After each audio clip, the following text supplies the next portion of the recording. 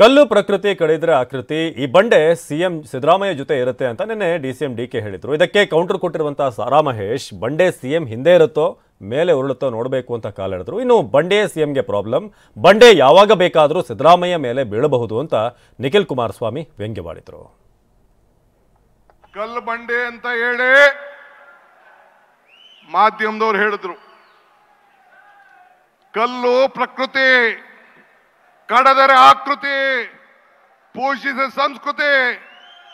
ಈ ಬಂಡೆ ಸಿದ್ದರಾಮಯ್ಯನ ಜೊತೆ ಇದೆ. ಈ ಮಾತನ್ನ ಈ ಸಂದರ್ಭದಲ್ಲಿ ಹೇಳಲಿಕ್ಕೆ ನಾನು ಬಯಸ್ತಾ ಇದ್ದೇನೆ. 13ರಿಂದ 18ರಲ್ಲಿ ನೀವು ಒಳ್ಳೆ ಆಡಳಿತ ಕೊಟ್ಟಿದ್ರಲ್ಲ, ಹಾಗೆ ಟಾರ್ಗೆಟ್ ಮಾಡಲಿಲ್ಲ. ಈಗ ಆಯ್ತು ಸ್ವಾಮಿ, ಆಯಿತು ಟಾರ್ಗೆಟ್ ಮಾಡ್ತಾ ಇದ್ದಾರೆ.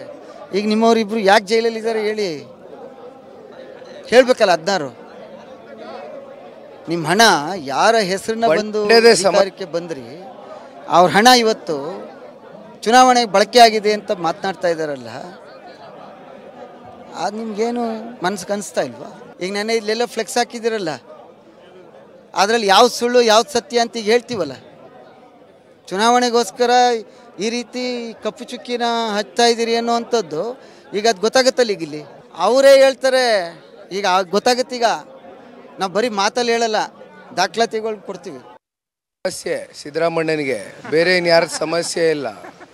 ಸಿದ್ದರಾಮಣ್ಣನಿಗೆ ಪಾಪ ಈ ಜೊತೆನಲ್ಲಿದ್ದಾರಲ್ಲ ಕಾಂಗ್ರೆಸ್ಸಿಗರು, ಕೆಲವೊಂದು ಜನ ಬಂಡೆ ಅಂದ್ರಲ್ಲ, ಆ ಬಂಡೆದೇ ಪಾಪ ನಮ್ಮ ಸಿದ್ದರಾಮಣ್ಣನಿಗೆ ಸಮಸ್ಯೆ. ಅದು ಸಿದ್ದರಾಮಣ್ಣನಿಗೆ ಭಾಳ ಚೆನ್ನಾಗಿ ಗೊತ್ತು. ನಿನ್ನೆ ಹೇಳಿದ್ರಲ್ಲ, ನಮ್ಮ ಉಪಮುಖ್ಯಮಂತ್ರಿಗಳು ಮಾತಾಡ್ಬೇಕಾದ್ರೆ ಜೊತೆಲಿದ್ದೀನಿ ಅಂದರು.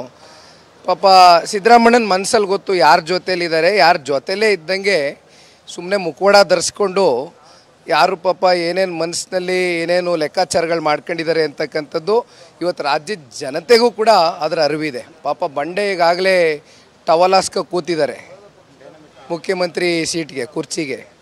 ಮುಂದೆ ನೋಡೋಣ ಬನ್ನಿ.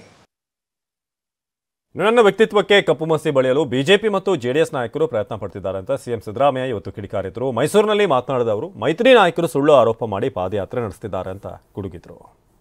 Now you have decided to fight these false allegations both politically and legally. ಈಗ ನಾನು ಇಂಥವಕ್ಕೆಲ್ಲ ಎದುರ್ಕೊಳ್ತೀನ, ಇಂಥವಕ್ಕೆಲ್ಲ ಬಗ್ತೀನ. ನಾನು ಸುಳ್ಳು ಆರೋಪಗಳನ್ನು ಇಟ್ಕೊಂಡು ಪ್ರಚಾರ ಮಾಡಿದ್ರೆ, ಹೋರಾಟ ಮಾಡಿದ್ರೆ, ಈ ಸುಳ್ಳು ಆರೋಪಗಳ ಮೇಲೆ ಮಾಡ್ತಕ್ಕಂಥ ಹೋರಾಟ ಅದು ಸತ್ಯ ಗೊತ್ತಾದ ಮೇಲೆ ಜನಗಳು ಅದನ್ನು ಹತ್ತಿಕ್ತಾರೆ. ಪಾದಯಾತ್ರೆ ಮಾಡ್ತಾ ಇದ್ದಾರಲ್ಲ, ಅದಕ್ಕೋಸ್ಕರವಾಗಿ ನಾವು ಜನಾಂದೋಲನ ಮಾಡಿದ್ದೀವಿ. ಅದು ಸುಳ್ಳು ಅಂತ ಜನಗಳಿಗೆ ಹೇಳಲಿಕ್ಕೆ ಸುಳ್ಳು ಆರೋಪಗಳನ್ನು ಇಟ್ಟುಕೊಂಡು ಪಾದಯಾತ್ರೆ ಮಾಡ್ತಾ ಇದ್ದಾರೆ. ಸಿದ್ದರಾಮಯ್ಯನವರಿಗೆ ಕಪ್ಪು ಮಸಿ ಬಳಿಲಿಕ್ಕೋಸ್ಕರ ಪ್ರಯತ್ನ ಮಾಡ್ತಾ ಇದ್ದಾರೆ. ಈ ಸರ್ಕಾರವನ್ನು, ಜನರ ಆಶೀರ್ವಾದದಿಂದ ಬಂದಿರತಕ್ಕಂಥ ಸರ್ಕಾರವನ್ನು ಡಿಸ್ಲಾರ್ಜ್ ಮಾಡಲಿಕ್ಕೆ ಪ್ರಯತ್ನವನ್ನು ಮಾಡ್ತಾ ಇದ್ದಾರೆ.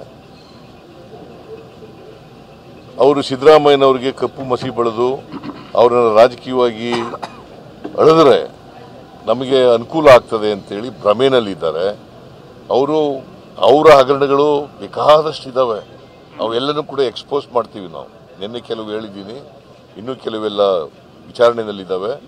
ಅದು ವರದಿ ಬಂದ ಮೇಲೆ ಅವ್ರ ಮೇಲೆಲ್ಲ ಯಾರ್ಯಾರು ತಪ್ಪಿತಸ್ಥರಿದ್ದಾರೆ ಅವ್ರ ಮೇಲೆಲ್ಲ ಕ್ರಮ ತಗೋತೀವಿ. ಕುಮಾರಸ್ವಾಮಿ ಇರ್ಬೋದು, ಯಡಿಯೂರಪ್ಪ ಇರ್ಬೋದು, ವಿಜಯೇಂದ್ರ ಇರ್ಬೋದು, ಆರ್ ಅಶೋಕ ಇರ್ಬೋದು, ಎಲ್ಲರ ಮೇಲೂ ಕ್ರಮ ತಗೋತೀವಿ.